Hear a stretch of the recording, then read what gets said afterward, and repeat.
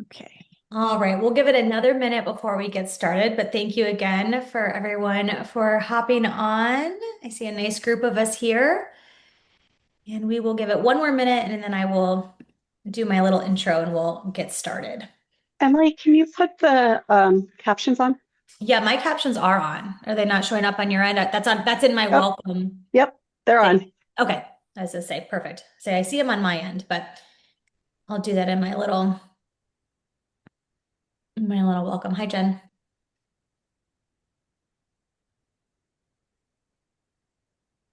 Okay, it's 6:01, so I'm going to go ahead and get started. My name is Emily Dixon. I am the program director for Arts for All Florida. The mission of Arts for All Florida is to provide support and champion arts education and cultural experiences for and by people with disabilities. Our vision is to create a world in which the arts are universally accessible. We provide work throughout the entire state of Florida and also a little bit beyond. Like you'll meet today, Teresa and Chris do not live in Florida, but they're going to be with us virtually. Like Jen mentioned, please turn on the captions. If you would like, please use the chat box if there's any other accommodations that I can make. I'm going to ask everyone to stay muted for our first part of our presentation, where we're going to let Teresa and Chris answer some questions and talk a little bit. And then after they're done, we're going to open it up for questions and answers. I will be checking the chat box. So if you'd like to type in a message as you're listening to them talk and you think of something, you can welcome to do that, or you can wait till the end, but we will be there. And I'm going to go ahead and pass it over to Teresa and Chris so they can give a little introduction and tell you a little bit more about themselves, and then we'll get into the questions. So without further ado, Teresa and Chris. Hi, everybody. Hi. Yeah, so I'm Teresa, and I'm currently an animator at Pixar. I, well, we both used to live in Florida. Chris is from Florida, and we went to the University of Central Florida.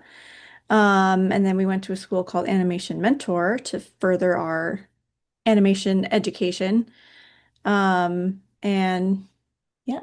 Yeah, I mean, I'm from Florida. So I did start out in Florida, but yeah, after we graduated from UCF, yeah, we had both kind of realized that our animation wasn't quite up to the quality for us to break into the industry. So then we did additional online mentorship stuff, and that really helped. And we did that for about about 2 years. Mhm. Yeah, and then after that, we kind of, we realized that we needed to be where, all this stuff was happening, which at the time was California. Yeah, so, we kind of packed everything up, moved over there, hoping something would work out. And yeah, luckily, once we moved to California, Teresa ended up getting into the Pixar internship over there. And I got my first job working for a game studio called Treyarch, where I worked on Call of Duty Black Ops 4, which now they're on Black Ops 7, which is crazy. But yeah, so that was kind of like our first intro really into feature animation and game animation for me. Yeah, I mean. Yeah, our stories are very similar because I don't know, they kind of intertwine in a lot of places and then they branch off a little bit and then they kind of come back and intertwine. But Mhm. yeah, after that we ended up living in Vancouver where we worked at Sony together. Yeah, and while we were there, we worked on a film called Smallfoot. And then at the time Teresa got called back to return to Pixar for another internship. Mhm. Yeah, so she got called back to, and this was when we were in Vancouver. She got called back to California for another internship, and I stayed at Sony and worked on Spider-Man Into the Spider-Verse, just for a little bit. And yeah, then once like the 3 months of that was done, I ended up. I didn't have anything lined up in Vancouver, but Teresa was still at Pixar, so I ended up moving to the Bay Area, where Pixar is, and. While I was there, I again I started taking another online animation class just because there can be a lot of downtime between projects, so we always try to stay sharp kind of in between stuff. So I did that for a while, and then luckily Pixar they reached out and they wanted to hire me too. And then I ended up working at Pixar for 5 years. Yeah. And let's see, now I am working with a game studio called Blizzard. So I'm animating for Blizzard now. And that's most recent. And Teresa is still working at Pixar right now. Hmm. Yeah. That is very cool. So I think before we get into some more questions, both Teresa and Chris sent me a reel of each of theirs. So I'm going to share that with you all so you can see a little bit of their work and their animation. I think, I just have it saved. Is the reel for Emily? Do you think that is that yours, Teresa? Yeah. Okay, I'm going to share. I didn't save to who sent it to. So I'm going to share my screen so you all can see a little bit of her animations and then we'll watch Chris's. All right. Hey, Michigan. Oh, rocking the red, huh? Yes. I hope it's okay. I know I'm not officially a Firehawk yet, but I figured since we're on the same team, we should match, right? Yeah, that's fine. Did you sleep last night? No. How could I? Big game today. You mean the camp scrimmage? See, I told you not to freak her out. You're all good, okay? I see you're in your zone. Get ready to score some goals. Yeah, I will. Really? Nothing? Sorry, Joy. Yeah, I see you, 87. A cat. Little off topic, but I'll take it. Who else? Come on. What if Riley is better than Val and then Val hates her? What if Riley is better than Val and Val respects her? Yeah, there we go. What if Riley is so bad she has to give up hockey forever? What if Riley does so well that the coach cries and the Olympics call and she rallies a weary nation to victory?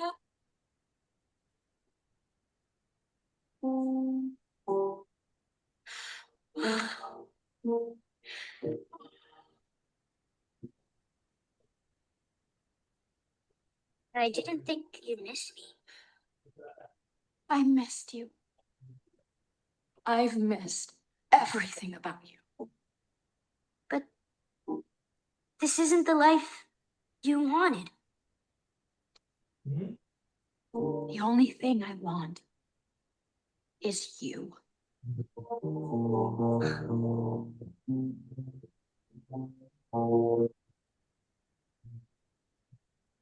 Your family.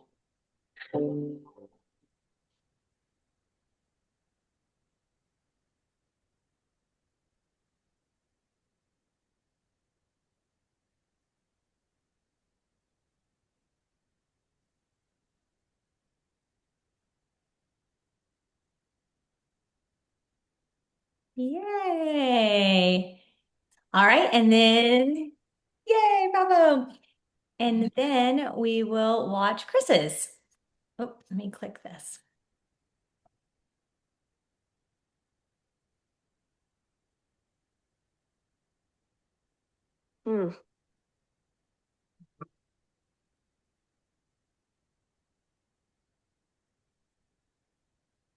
Wait, Raymond. Come on!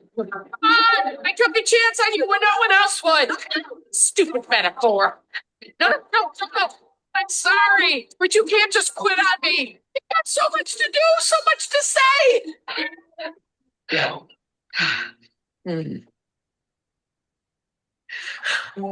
You know what? I don't need you. My career wasn't based on you. You win. Why would you post that? Because it's comedy gold. You're just a sad little boy who is picking on her because you like Lori. Excusez-moi.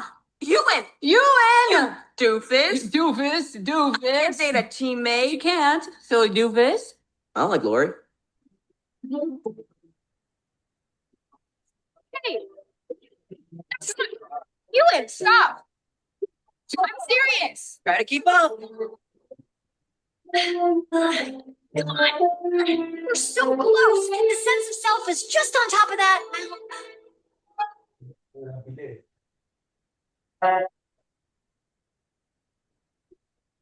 Give us your hand. Come on.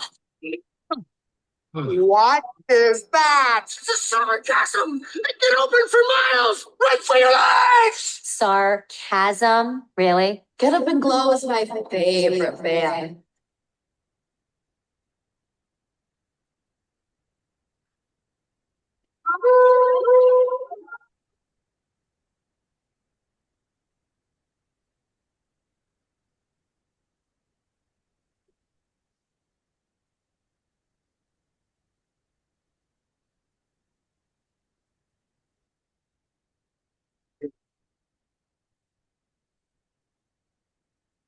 in. Come in.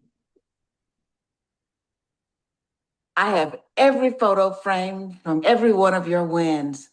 What happened to the photos of me? I am just so happy. But you are more than enough. You hear me?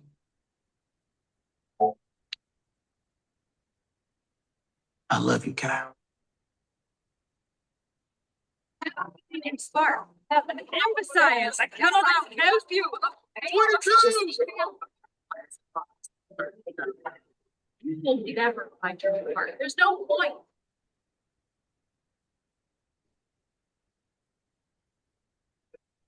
This is so cool. Are you?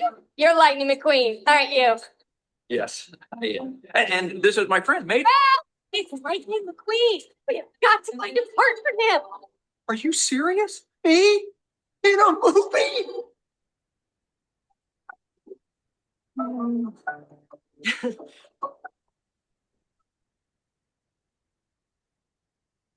Yay! Very cool. All right, so let's go ahead and hop into some of our questions that we had. First of all, I know for me, it's so cool to think that all those movies I've watched, that the two of you helped create them. Isn't that really neat, everyone? It's so neat that movies, a lot of them I saw in the theaters, which was so cool.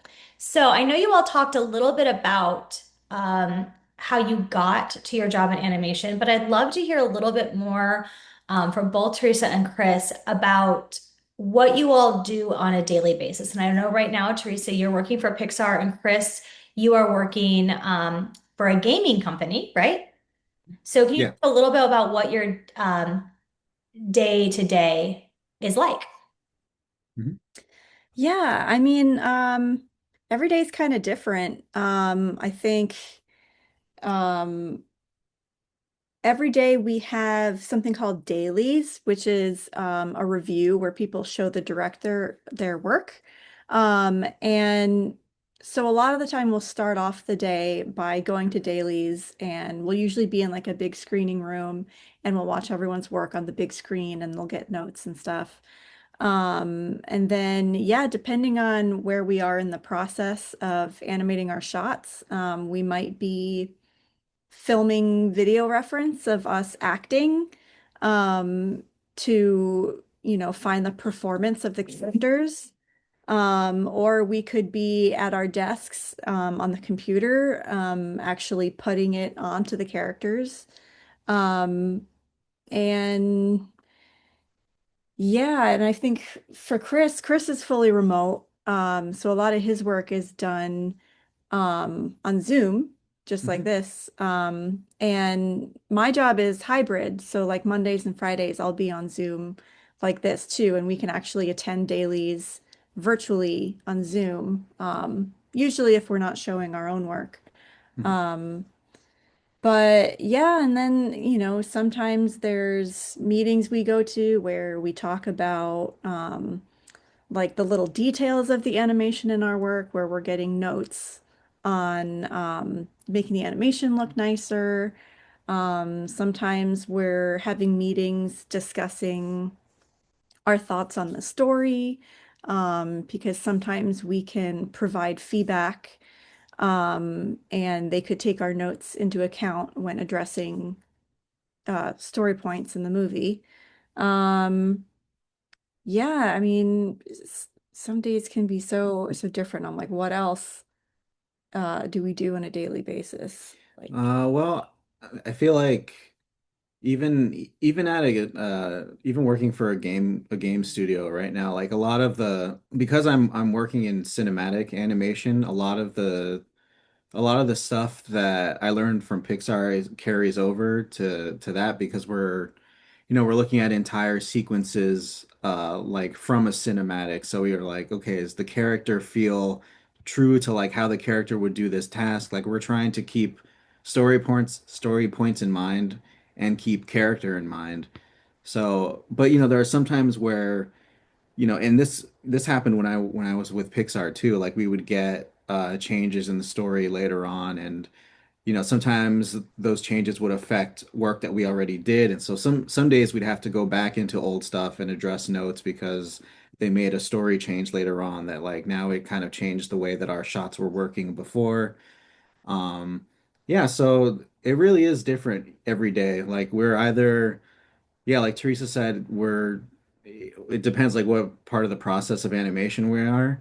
So like usually when we are first starting out a new shot or a new assignment, we'll have like a meeting with the director where they'll kind of talk about, okay, so in this part of the movie, like this is happening and the character needs to do this. So you kind of get like they call it a shot briefing where they debrief you on like this is what needs to happen in the shot and this is the characters that are going to be in the shot. This is how the camera's going to look. So we just need to make the character like feel like this or say this or something. So that's usually how we start our work is we'll get like debriefed by the director on like what they're looking for. Hmm. And then we go into like filming video reference or doing thumbnail sketches just to sketch out ideas, like what's a way this character has to answer a phone in this scene. Like what if he reached for the phone like this way or if he reached for it like with his other hand like and we think about all these different ways a character can do something and we'll either get different ideas like that by drawing it out or by just kind of acting it out and filming reference and just seeing what comes naturally to us. Yeah, and we talked to like other animators that are animating shots around us so we can follow the arc of the character. Since like in a live action movie, there's one person playing a certain character, but in animation, I'm working on Toy Story right now. So there's a bunch of us that are animating Jessie or Buzz Lightyear, and we need to make sure that, it's cohesive from animator to animator. So, we're also talking to our fellow animators to, you know, make sure everything's flowing nicely Mhm. and Yeah. things on character. That's so interesting. I'd love to go back to in a second about how you're talking about the character, like acting part of it. But before we go there, could you Mhm. all talk a little bit more about, I know you had a couple of different internships and things like that, and kind of go through a little slower about, so we did have a question about you went to UCF, but then what kind of happened after there, and maybe the process of getting those internships, and then maybe even if there were maybe some internships that you applied for and you didn't get. I mean, again, I think giving us a realistic, kind of journey of how you each got to where you are. Because Chris, your background, you you went, because I know Teresa didn't go straight into animation, because I know Teresa personally because we worked together as dancers at Disney. So I know Teresa has more of an untraditional path. I think we have a little bit more of a traditional, but you both kind of found each other. So I think if you could talk through kind of your schooling and then kind of internships and maybe what that process looks like. Yeah. Yeah, and I think, my time at working at Disney World really kind of helped fuel my passion for this job.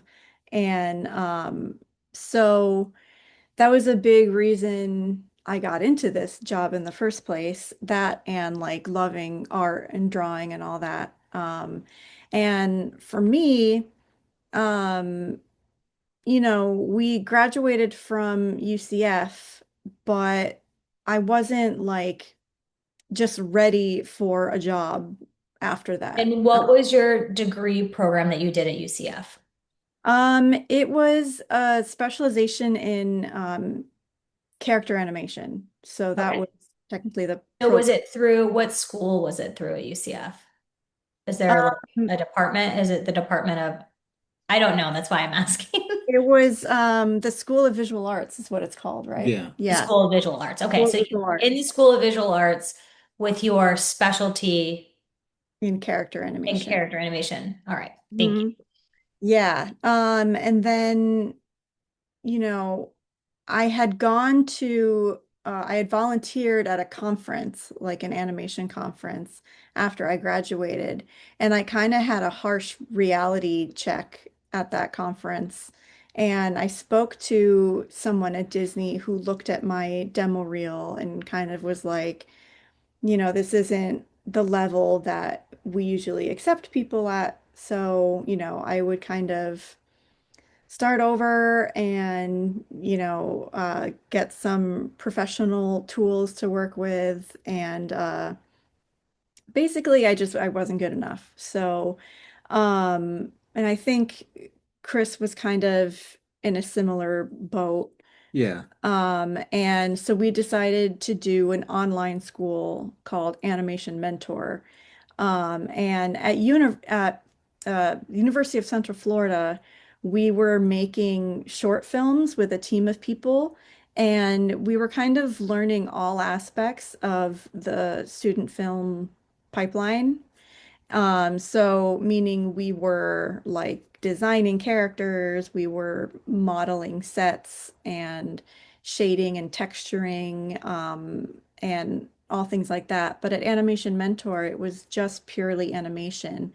And we were working with mentors that are current animators at big studios like DreamWorks and Pixar. Um, and that was like maybe a year and a half that we were in that. Um, and then because we did that school, we were still eligible for certain internships. Um, and I actually went to another animation conference called CTN, and we were both there. And I got my reel looked at by someone from Pixar, and they were like, I think you should apply for the internship. And originally I was like, I shouldn't even bother. Like, it's Pixar. I'm never gonna get in there. Like, why bother? But now I tell everybody, like, always just apply anyway. Like, don't don't be like, oh, it's not gonna happen, so just don't even bother. Um, but yeah, I think once I did Animation Mentor, it kind of helped level up my work a little bit. But even then, I mean, I did apply for other internships at other studios and either got rejected or just didn't hear back from. I was applying to studios, and yeah, there's plenty of just not hearing back or getting rejections, but you kind of just need that one opening. I did get a couple of phone interviews for jobs. One I didn't end up getting. Um, Teresa, were any of your internships paid or are they unpaid internships? Or they were did it paid. they were paid internships? Okay. Yeah, So luckily they you were. did your UCF, you did your undergrad, and then you both did your um you did the an internship with Animation Mentor, which was online, right? Yeah, that was an online And school. was that was a you paid for that internship? Yeah, so that wasn't an internship. That was just more school. Okay, That's so a that was part. like an additional on top of your undergrad, you did that. And then moving forward, the majority of your internships were paid. Yes. Okay. So I think the only internships I ended up doing was for Pixar. And so I did the internship with Pixar and that was paid. And then I ended up getting a job at Sony ImageWorks in Canada after that internship. Um, so I went and worked in Canada for like 8 months, and then Pixar called me back for a second internship. And I came back and did a second internship at Pixar, which was also paid. And then I was hired on after that internship. Interesting. What about you, Chris? Uh, yeah, a lot of yeah, because Teresa and I met at the University of Central Florida in the animation program. But we were working, so they kind of split our class at UCF into two groups where we're each working on a different film. So we were on different film projects together. But it was the same kind of thing. Like we got a good like introduction to all aspects of production, different like, like modeling. Some people were directing. Um, I I was just sticking with animation there, like strictly character movement and character performance and stuff. Um, yeah, and then after that, after we graduated, yeah, once Teresa had gotten that feedback from that Disney person that her stuff wasn't up to level, I was like, okay, well, I come from very similar training. Like we went to the same school. I'm like, okay, so like I need to level up my stuff too. Um, yeah, but I didn't get any internships. I applied for a bunch. I applied to the Pixar internship like 3 times and got rejected all 3 times. Um, but eventually I did just end up working there as like a normal employee and not an intern. Um, but yeah, so after UCF, we did an online mentorship which is Animation Mentor. And then after that, I was applying to a lot of studios in California because we had just moved out to like the LA area, and I saw that uh, they were hiring at this studio called Treyarch. So I had no experience in game animating, but they uh, they sent me a an animation test to do before before even knowing that I if I got the job or not. So I had to do an animation test with the software that I had never used before.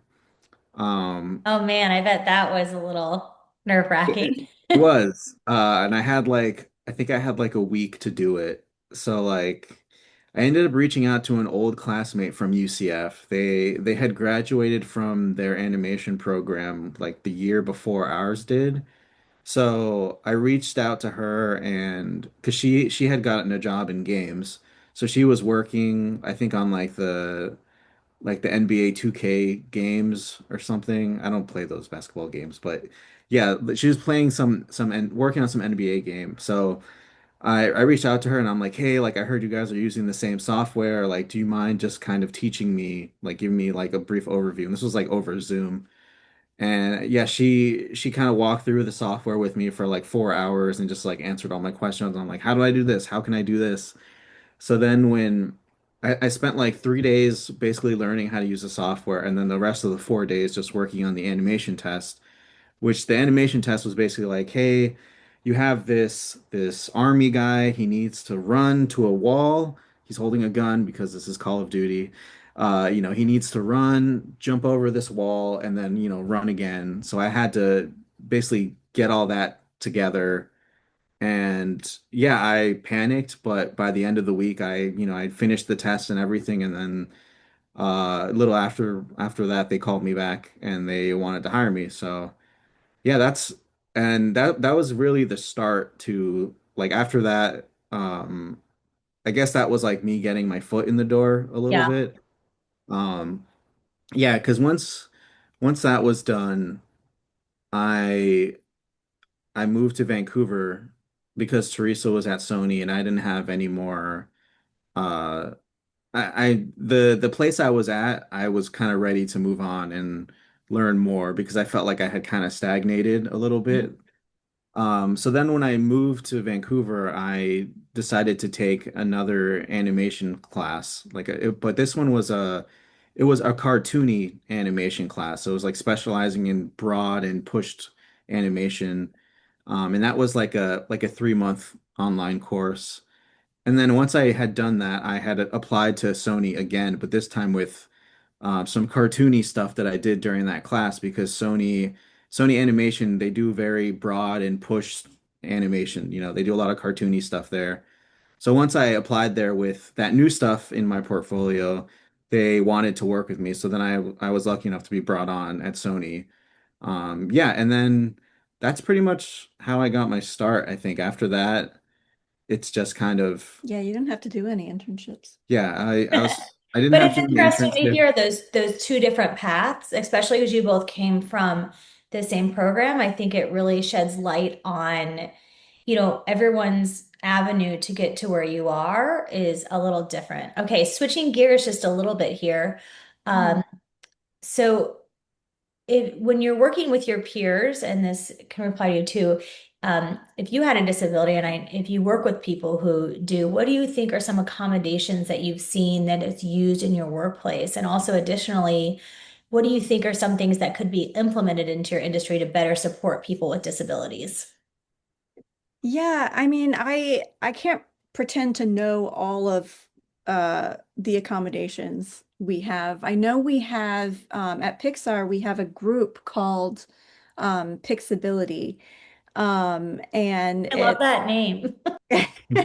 all of our we have studio resource groups, and they all have like Pix in the name, like Pix Pride and Pix Women and whatever. But yeah, we have a Pixability group, and their whole mission is to educate and advocate for and celebrate artists with disabilities. And I know, I mean, just what I've seen as far as like physical access around the studio, I know we have like things like ramps and elevators and accessible entrances so that it's navigable to all needs. Um, and I know that we have also like a lot of mental health resources. We have things like Life Care and Kari Loop. I don't know if that's how you pronounce it. And Lyra, which provide things like counseling and caregiving support, mental health resources. And they cover resources for a wide range of needs. But I know that like that Pixability group, their main goal is to fight for accommodations around the studio. And I wish I knew all of what they did. But I know, and they even like they bring in filmmakers to the studios, filmmakers with disabilities that show their films to the studio to kind of spread awareness and advocacy. And I think, I mean, just additional things, additional accommodations could just be more flexibility in how work gets done, whether that's remote options or software or hardware that can adapt to different physical, sensory, or cognitive needs. And also just like making it the standard and not like it's like a special favor, but Right. making sure that it's something that's just kind of the default at every studio to make these things available. Yeah, I Yeah, think that's a great point. Go ahead, Chris. I was just like I don't have too much more to add to that because when I was at Pixar that all applied too. The all we had access to all those groups and resources if you needed them. But I feel like this is just kind of a lot of the bigger studios are usually have these kinds of resources, like studios like Blizzard, like Pixar, like Sony. A lot of the times when you're working in some of these places, they have like a person who's basically like they just have a meeting with you to talk about like your ergonomic setup and like if you need anything, like they have all these kinds of different like accommodations that they can provide for you like to basically get you comfortable to create however it is that you create. And I feel like a lot of studios are like that where they're like, okay, like whatever you need, like we'll get it for you, like, because here like we're just all artists and however you can get your work like onto the screen, like we'll make it happen. So they're Yeah, very I think accommodating. that's really important to hear, and I think it sounds like as a young artist coming up, I think the important thing is to be able to advocate for yourself, and it sounds like, especially where you all are, that they're willing to listen. Yeah. That's not the thing that I'm getting, which I think is really great. I do want to go back to talk a little bit about your that acting that you do to animate, but before we do that, I had one more question on the realm of if you had a young friend and they did have a disability, but they're really interested in getting to animation, what advice would you give them? Do you think there's any specific advice? I think maybe just a reminder that your perspective is needed. Especially in the arts thrive on diverse voices and perspectives, and your lived experience is part of what makes your creative voice unique. So I'd encourage them to find environments like schools or studios or mentors who genuinely support them and are open to conversations about accommodations, and just remembering that asking for what you need isn't a burden. It's part of making the industry better for everyone that comes after you. So yeah, the arts world needs your voice and it matters, and you deserve the same access to everything as everyone else. I love that. Oh my gosh, Teresa, that could be like, but I think that's so important. And I think it's so important for our participants that are here and listening and doing that, that it's, I think what you said is that it's so important to that everything you said. That was so great. Okay, your perspective is needed. I think that it should be like our new banner statement. So moving on, going back a little bit to, you kind of talked about your day to day, but one thing I know, Teresa, you've touched on this a little bit, but I think it's so interesting in your animation, and it sounds like both of you do it, is the idea of, like you said, if you have a character and they're going to answer the phone, like figuring out how they would do it. And I know, Teresa, you've talked about it where like you actually like record yourself, right? And like send it into the director of like showing like how you do that. Could you talk a little bit about what that looks like? Because I think that's for me, obviously I'm not an animator. I was like, I guess that makes sense. Like you'd have to like practice it, but I'd love to hear a little bit more about that. Yeah, well, it's funny. It's not part of every animator's workflow. I think most of us shoot video reference, but some people just like hate seeing themselves in front of a camera. And so they just try to figure out the performance in their head. So like we all need to act, but every animator kind of does it differently. Like some people, like Chris was saying, like they draw a thumbnail, so they draw out like kind of what the performance might look like, or they'll just like look in the mirror at like how their face is moving and stuff. But I know for me personally, and for a lot of animators, it really helps you find specificity in a performance. So like I'll just like set up a camera and I'll play the dialogue and I'll just see how many different ways I can come up with acting out the shot. And in doing that, like I might make a gesture or do something that I didn't even realize I was doing. But if I put it in my work, it helps like ground it more in reality. Um, like I feel like the best way I can describe it is like I animate kind of the same way I draw. Like I can only draw well if I'm looking at something and I'm drawing exactly what I'm looking at. If I try to draw something from my brain, like it's like a stick figure. So it's the same thing with animations. If I tried to like come up with something in my head, it would probably be more of like a bland performance. Whereas when I film myself acting it out, I can find like little nuances in the character and the performance. And it's it's different for every animator. Like we all don't follow the same like workflow really. We all and there's not really any pressure to like conform and with how you work. It's kind of like do what you need to do to get, your ideas on screen. So yeah, for some people that's filming reference, some people that's drawing it out. A lot of the times we look up, we do a lot of research for this stuff. Like I worked on a series called Win or Lose, which was it was a Disney Plus series, but it had a lot of softball in it. And I'm not a sports person at all. I don't do baseball, I don't do softball. So I had to do a lot of research on softball form and like, like when the pitcher is swinging, like they'll usually stick their foot out before like they swing the bat or that's a batter. And like if a pitcher is throwing it, like they'll throw it and their arm kind of curves around. So I would just kind of frame through all these like we had like a database of softball stuff for this project I was working on. So like I would just kind of study that and I'd be like, okay, this person when he throws the ball, like his foot is up first before his arm comes out forward. So I take that knowledge and I just caricature it into the work on the computer.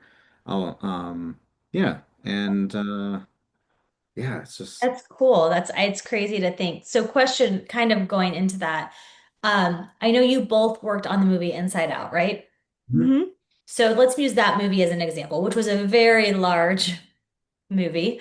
How long did you all work on that film to create that full-length film? And about, you might not know the exact answer, but about how many animators do you think worked on that film?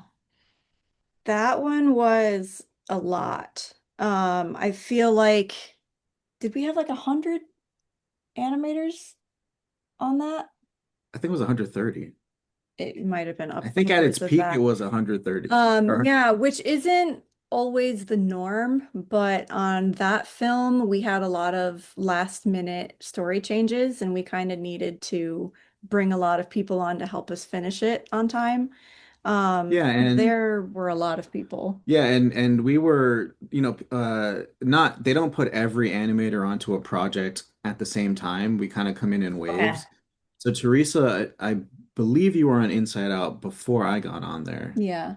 You were on, how long were you on Inside Out 2 for? I think I might have been on it for like 7 or 8 months, which is Okay. kind of typical, like for an animator, for the animation portion of a movie, like 8 months is kind of typical. Hmm. Um, Okay. but then like, yeah, some people might come on in the later months, like to help finish it. There are people that are on even earlier.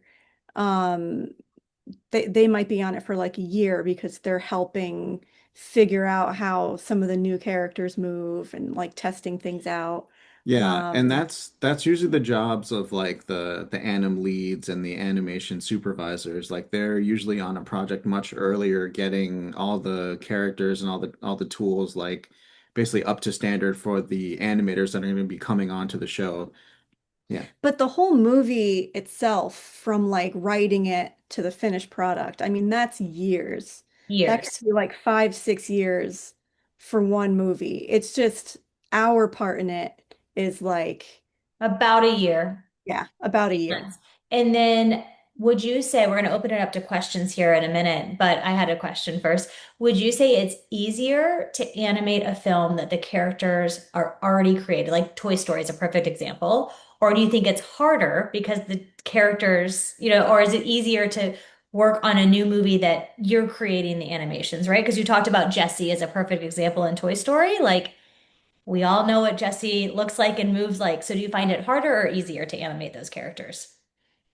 It's it can be kind of a double-edged sword because on the one hand, like I'm working on the fifth movie right now, and Jesse came in on the second movie, so I have what, two, three, four, 3 movies plus some shorts to look at for like to study how she acts and how she moves and stuff. So like it's great to have that resource to be like, okay, this is generally how she needs to move and act.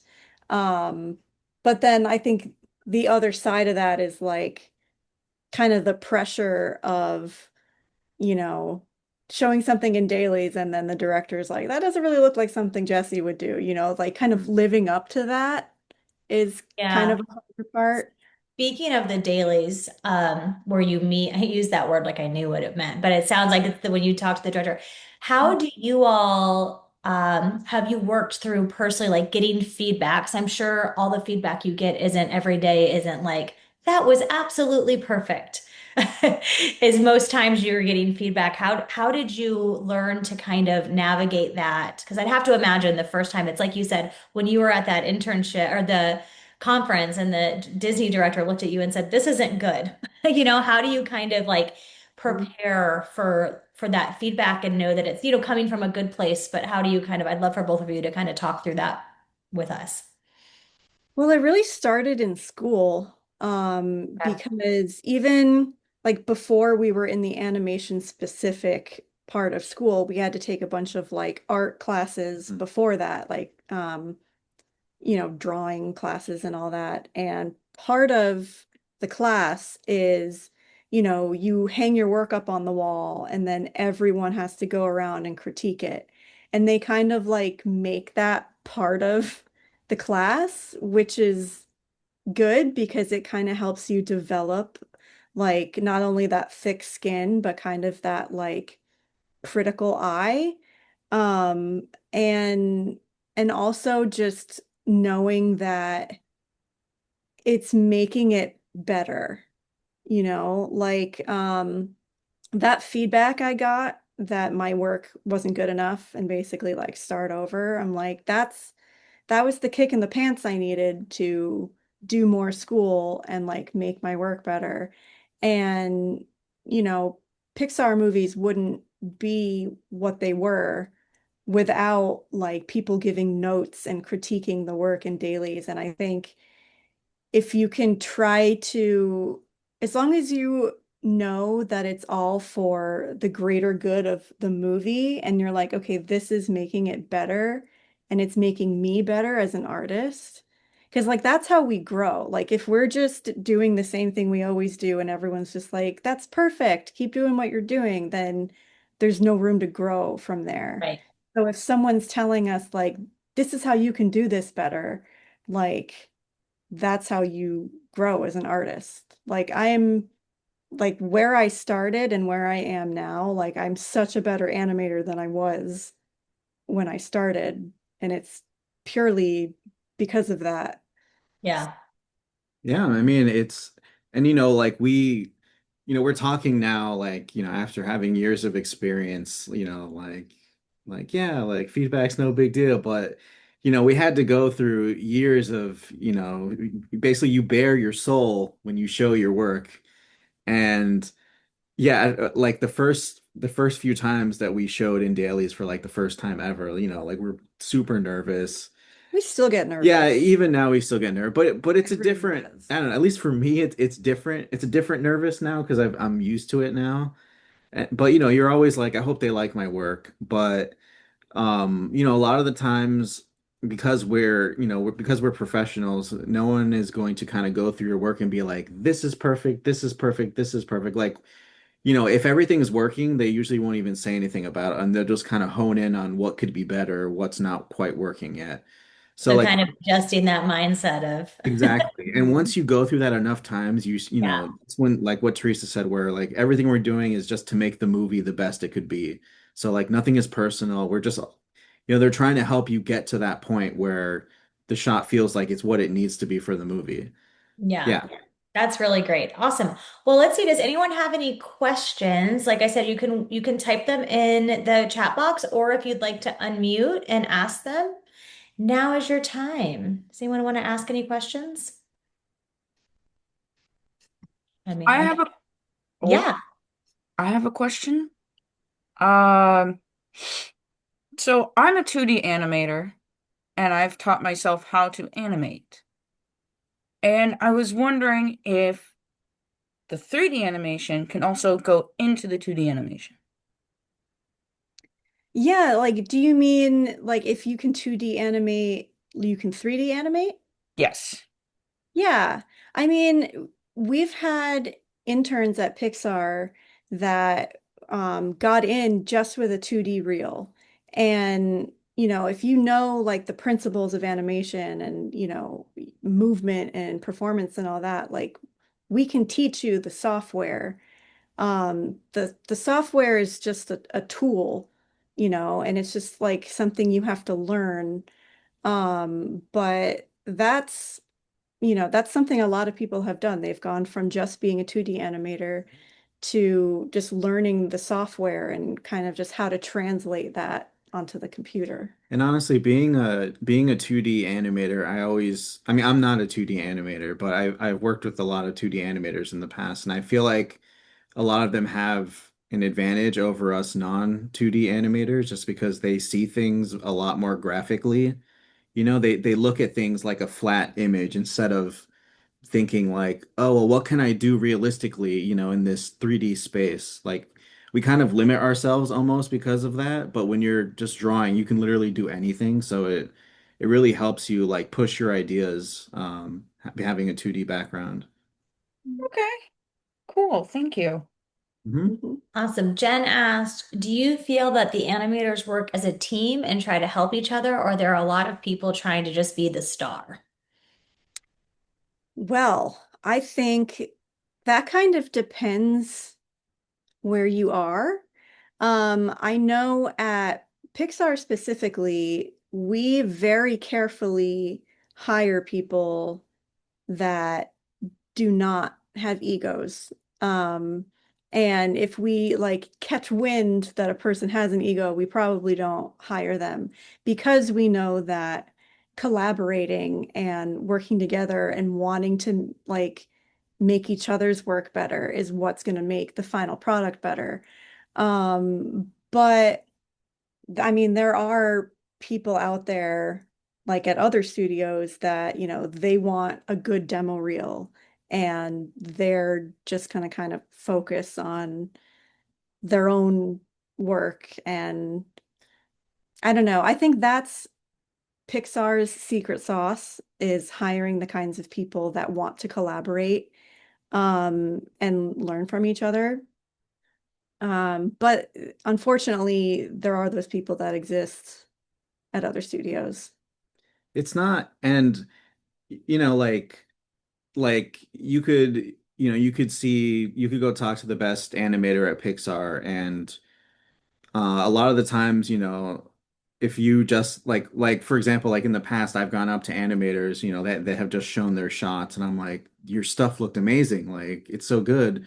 And then, they'd be like, "Thank you, I'm so happy." Like I wasn't sure how people were feeling about it. So even those people that you think they're like, "Oh, they're the superstar animator." Like I can't talk to them. A lot of times they're more than willing to basically like tell you how they did their work, or like if you ask them a question, they'll be more than happy to answer. And when I was at Pixar, that's how I learned a lot, was just going up to other animators that I thought were amazing and being like, "Can you show me how you did this?" And I would just kind of Yeah. have like a bag of tricks that I learned from all these Mhm. different That's really animators. great advice because, like you said, I think sometimes in any field you're in, if someone is like the best, you think maybe like you're too nervous to ask them, but you learn some of the best things. We had a question, your best advice to someone who draws static drawings over animation, but is interested in learning. Yeah, I mean, are there like online animation like free courses? Because I know my advice is always to like take classes if you're able to. Mhm. Because like even as Chris was saying earlier, like even when he was in between jobs, he was still like taking a class to improve his work. And I know there there are artists on YouTube. I'm sure you can find. I think someone named Aaron Blaze, I think does like some free I know he has like paid classes, but I think he has some like free videos on YouTube that, help people with. And a plug for Arts for All, we have a summer camp called Animation Gets Real. Mhm. And we also just started a free virtual class where he's going through the intro to animation. So I'll definitely share that information in our follow-up email. What software do you primarily use for animation? It's another question that just came in. I think kind of the standard is Autodesk Maya. That's what we use in school, and a lot of studios also use Maya. Some studios like Pixar and DreamWorks, we have our own software that you just have to learn when you get there. Um, And also but game studios have like Unreal Engine.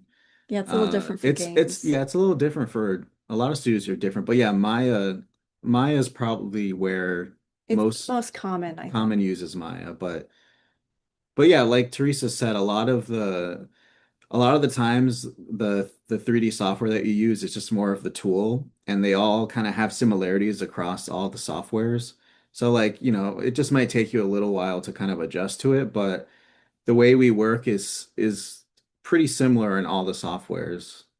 Hmm. That's great. And then we had another question. Do you need any fancy mouse pads are set up aside from the animation software? No. We It's just pretty use comfortable. we use mouse and keyboard. We know some people At work, they have like a Cintiq monitor that they can just draw directly on, and some people animate like that, but there are plenty of people that just use a mouse and keyboard to animate. Yeah, it's whatever is comfortable for you ergonomically. That's great. Can you use Unity for animating as well? Oh yeah. I Have you think, seen it? yeah, Unity is kind of, I think it's, and I don't know, but I feel like it's dying out now. Unity is, yeah, you can animate in Unity. I feel like I've seen a few jobs that use Unity, but I think most studios are that use Unity are transitioning to Unreal Engine now. But yeah, you could also use Blender. I've seen people animate in Blender, which I believe And believe then is a I free think software. Danny uses Toon Boom. Yeah, Oh Toon yeah. Boom is for 2D 2D animation. animation, you Mhm. can do Yep, tune. they start with that. Mhm. They said, what would be the best way about look go what excuse me, what would be the best way to go about looking for scholarships? Scholarships. Google. Yeah. Well, I I don't think maybe too, or do you have any advice, Teresa, on it sounds like when you're applying for internships or scholarships, maybe even you have your reels. Is that what Mhm. you call it? Like, so would you say as a student, that's something that's important to work on is to have a nice portfolio with to be able to show your work because that's really how like your applications are, right? Yeah, so like a portfolio or a demo reel is definitely like it's basically your resume, Okay.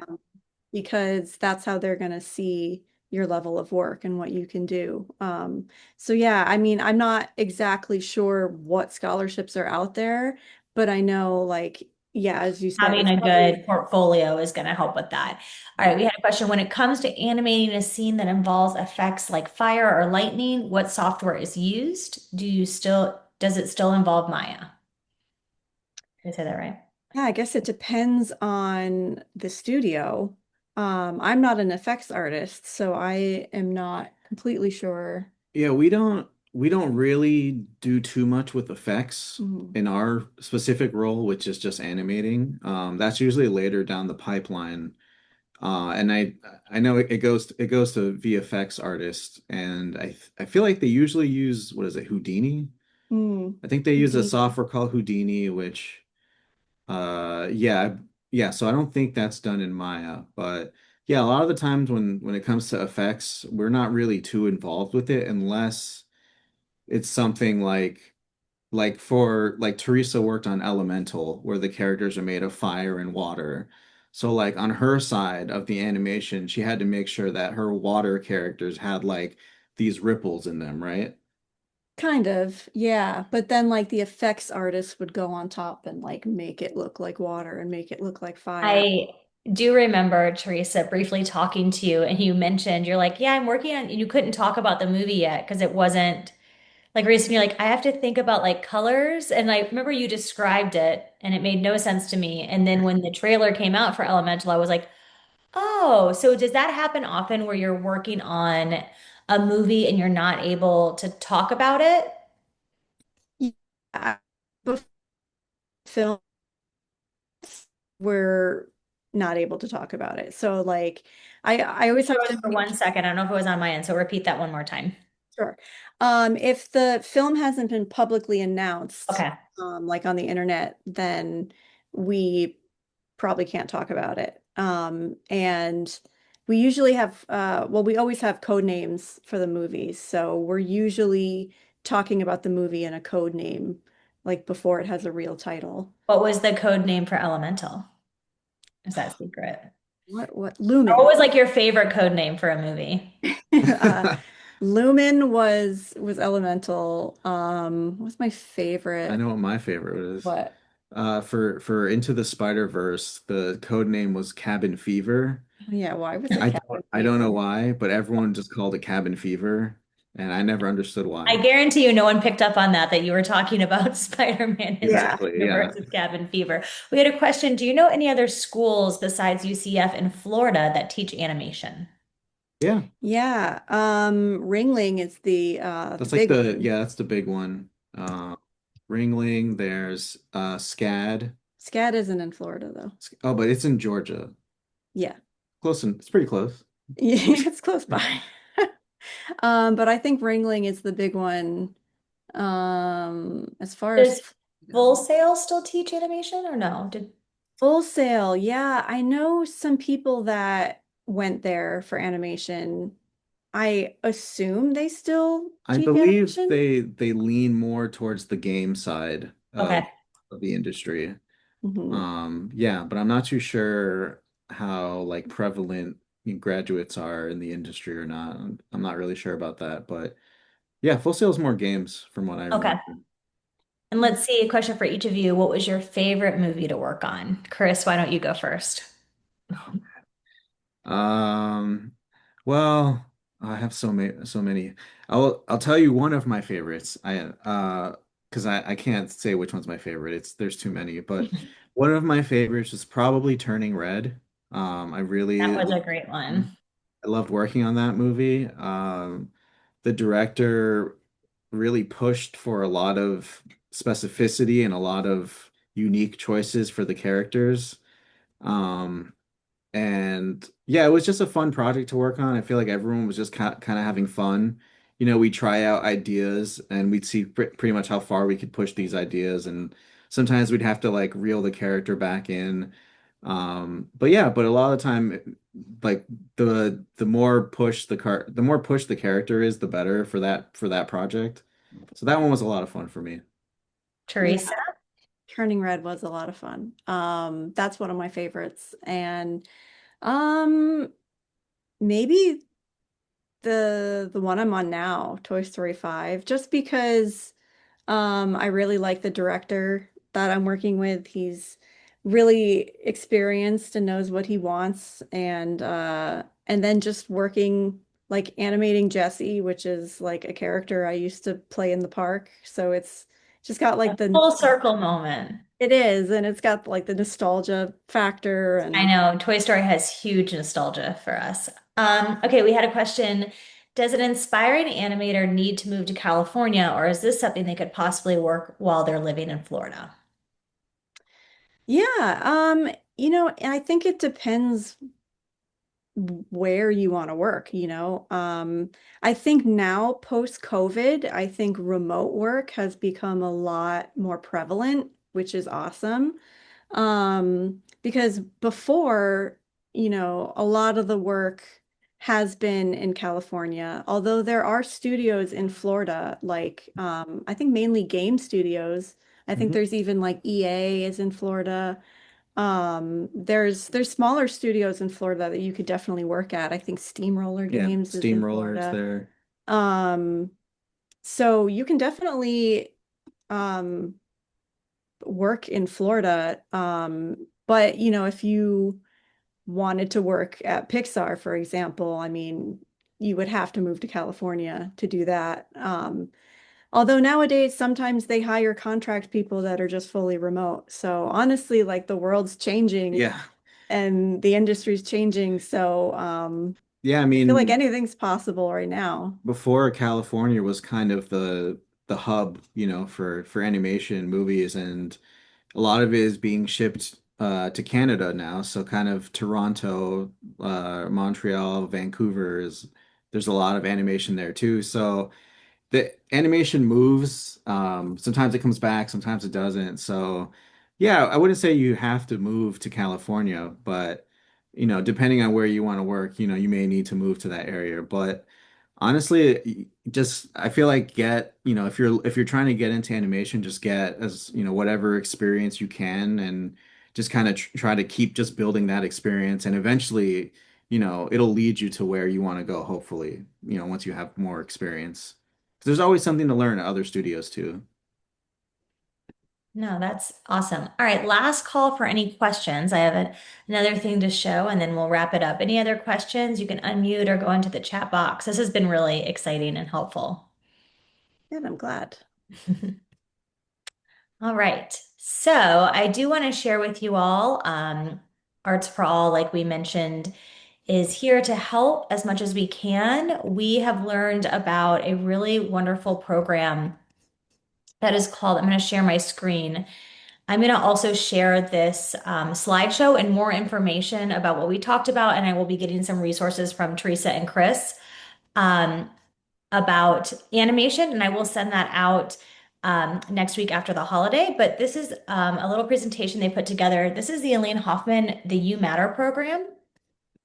So the vision statement for this is helping, my thing is in the way, so I cannot read it, helping students develop independence and confidence. Why is this so small? Sorry, guys. Technology is not my strong suit today.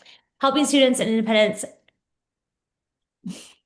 learning in a university. The mission is to provide accessible, inclusive university experience that leads to competitive, integrated employment and independent living. So this is at USF. The criteria you can see here. What was really great, Jen and I were able to meet with the director of this program, and it is amazing. If you are a student in Florida and you are thinking about USF, there is also U Matter campuses other places. This was phenomenal. They help students so much. The completion of the program, they'll demonstrate academic advancement, the ability to problem solve. They have employment they help with. They have scholarships. It's 4 semesters. These are the different, art is one of the available programs for this. And then I will share this with everyone, but here's the contact for Kristen. If this is something, if you are a parent on this call or you are a student, and you are kind of thinking, I don't know what I want to do next, this is a really, really great place and a really wonderful resource to look into. So I will share that with you all. I will also share some of these amazing resources that Teresa and Chris have shared with us. And we are just so thankful for your time and being able to share what you do. I know for me, I learned so much, and I feel like it really, you know, gave a lot more awareness to some things I had no idea about. And I hope that everyone else on this call feels the same. So I thank you for joining us. Like I said, I will follow up with an email tonight to you all just saying thank you, but then next week after the holiday with some more resources and some more information about. And our next webinar that we're hosting is in December. I'd love to invite you all. It is with 2 of our artists that work for Arts for All, and they're going to talk about how they became artists with Arts for All. So another great opportunity for you all to learn more. And we thank you so much for your time and your energy, and look forward to working with you all in the future at Arts for All. So thank you, Teresa and Chris.